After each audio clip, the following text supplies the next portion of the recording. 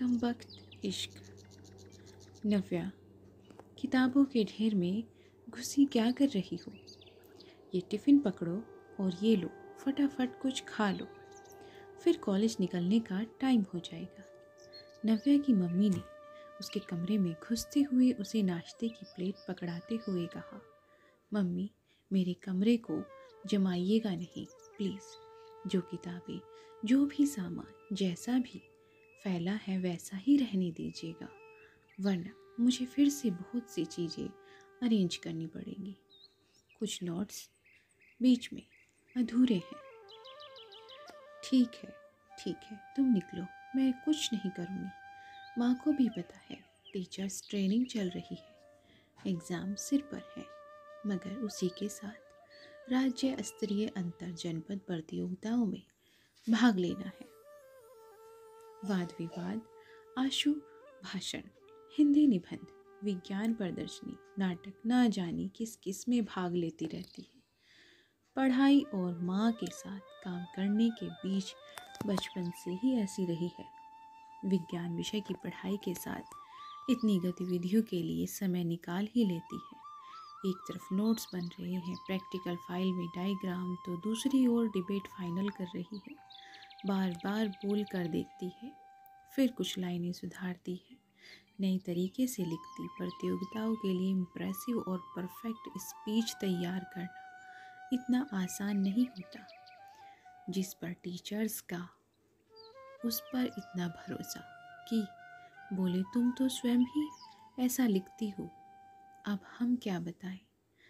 दूसरों के साथ अच्छा है, उनकी टीचर्स उन्हें लिखी लिखाई स्पीच पकड़ाती हैं।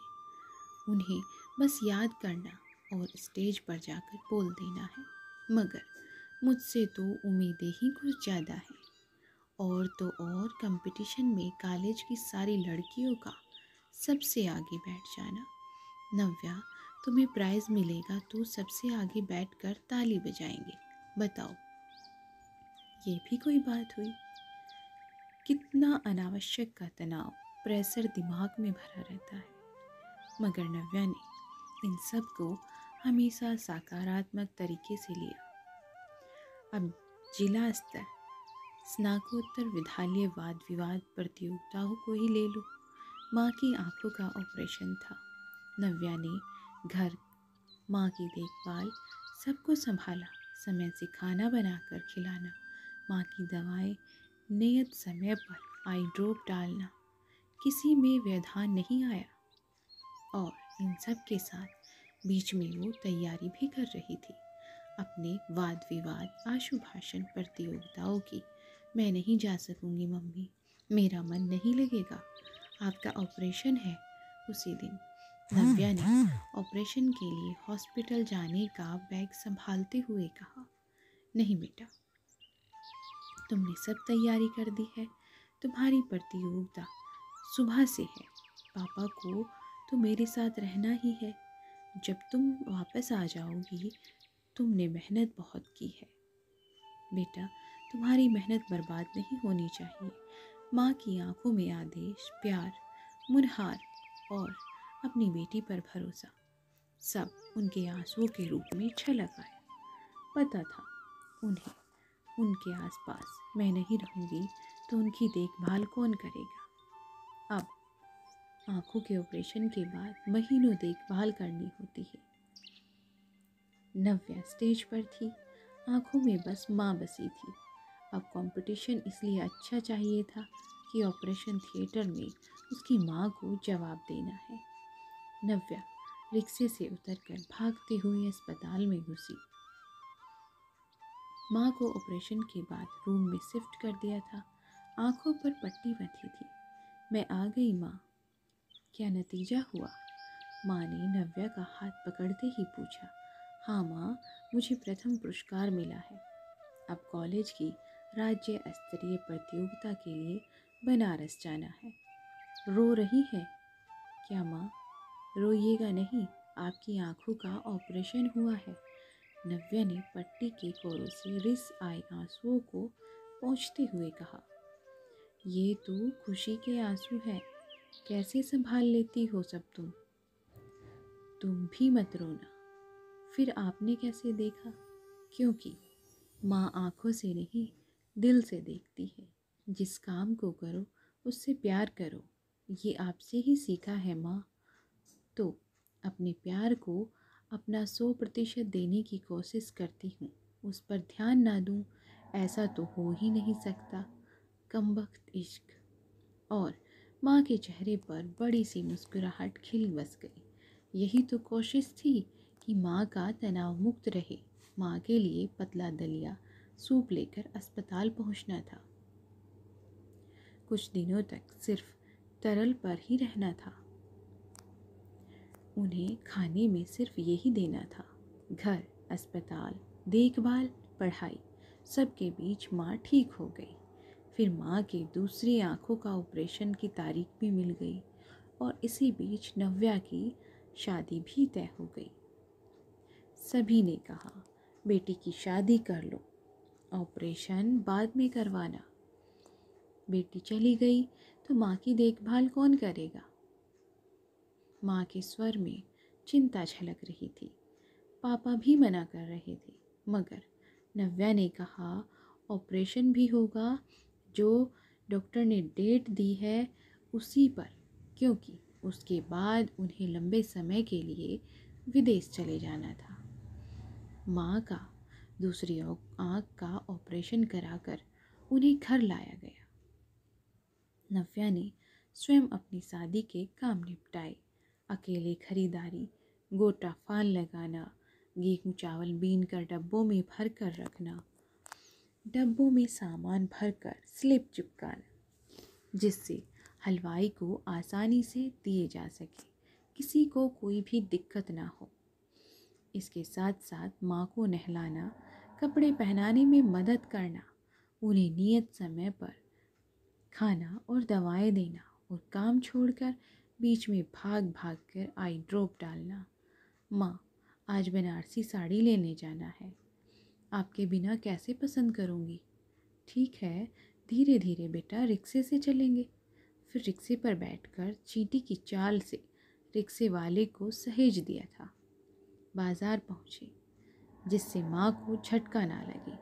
माँ ने थोड़ा आंखों से पट्टी खिसकाकर अपनी अनुभवी आंखों से साड़ी पसंद की, मरून रंग की बनारसी साड़ी, जो आज भी बहुत याद दिलाती है उस समय की। विदाई की बेला में भी कहाँ जी भर कर रोई नव्या, कहीं माँ भी ना फूट फूट कर रोने लगे। उनकी आंखों का ऑपरेशन हुआ है आखिर। गाड़ी में बैठी नव्या पलटकर माँ को देख रही थी कि कहीं माँ बहुत ज़्यादा तो नहीं रो रही। अब माँ समय से खाना खाएंगी या नहीं? अब कौन समय से डालेगा माँ की आंखों में आई ड्रॉप? जिंदगी फिर से एक नए रूप में, नए कलेवर में आगे बढ़ी।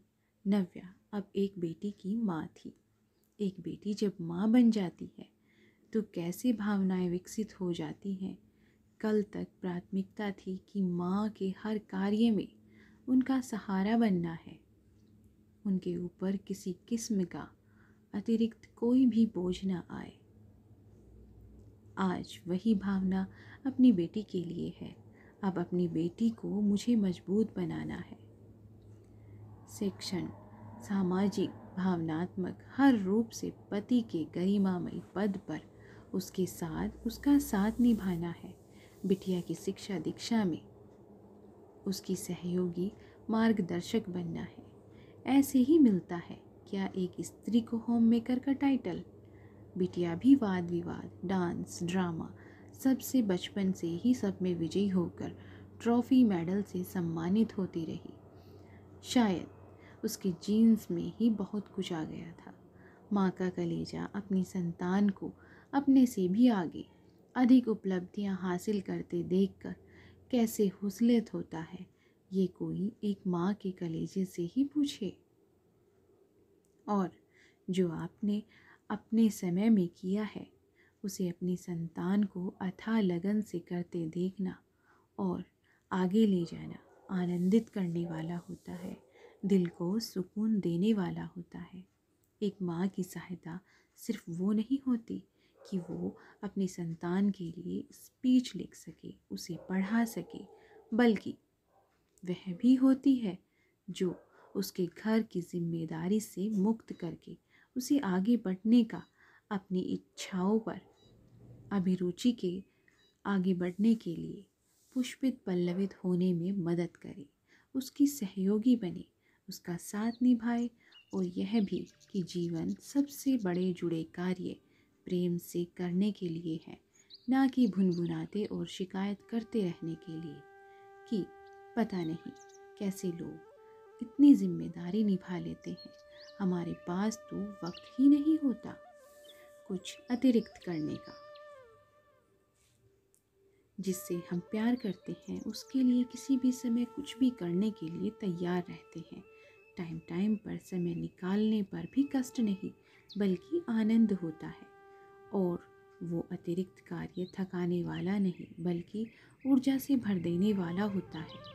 फिर जिम्मेदारियों को भी उसी प्यार में डूबकर क्यों ना निभाया जाए। जीवन किसी को भी संघर्ष मुक्त सुंदर प्लेट में सजाकर सर्व नहीं होता, वो ढेरों उतार चढ़ाव, अपेक्षित अनपेक्षित मोड़ के साथ आता है, और इसी टर्न एंड ट्विस्ट के बीच रास्ता बनाना ही यह बताता है कि आप जिंदगी में कितना प्यार करते हैं।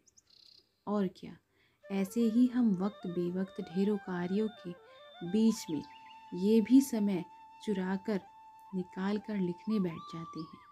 सूखे कपड़े समेटने हैं, पतिदेव कब से घर बैठे टीवी में समाचार देखकर अपनी आंखें फोड़ रहे हैं, उन्हें चाय देना है, और हम हैं कि ये मोबाइल पर टाइप करने में जुटे हैं।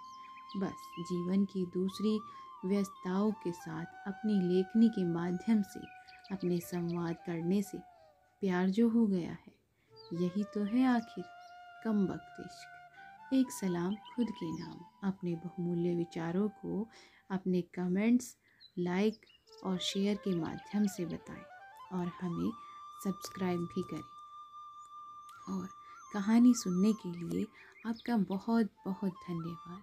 कृपया कहानी को व्यर्थ में ना लें, सीख समझ कर पढ़ें, और हमारे चैनल को सब्सक्राइब करना ना भूलें। मिलते हैं ऐसी ही नई कहानियों के साथ, नए विचारों के साथ, एक नई कहानी के साथ। तब तक के लिए आप अपना और अपने परिवार का भरपूर ध्यान रखें। धन्यवाद।